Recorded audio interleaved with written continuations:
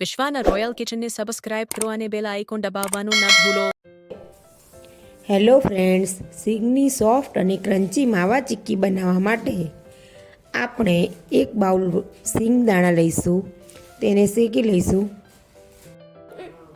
સિંગ દાણા શેકાઈ ગયા છે તેને ડીશમાં કાઢી લઈશું. ઠંડા થવા દઈ ફોતરા ઉતારી લઈશું.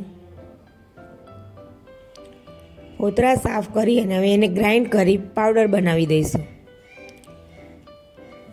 એક બાઉલ ગોળ લઈ તેમાં 2 ચમચી પાણી નાખી પાયો તૈયાર કરીશું.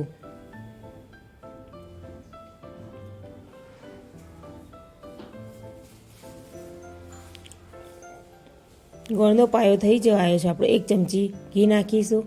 બરાબર મિક્સ કરી પાયો તૈયાર છે. હવે તેમાં ક્રશ કરેલા સિંગદાણા નાખી દઈશું. બરાબર મિક્સ કરી લઈશું. બધું બરાબર મિક્સ કરી થાળીમાં ઠારી લઈશું. વાટકીથી પાથરી દઈશું. હવે તેના કાપા પાડી લઈએ.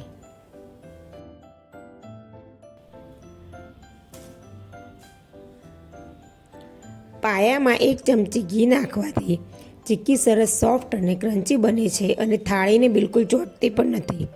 સરળતાથી ઉકળી જાય છે. તૈયાર છે આપણી માવા ચીક્કી.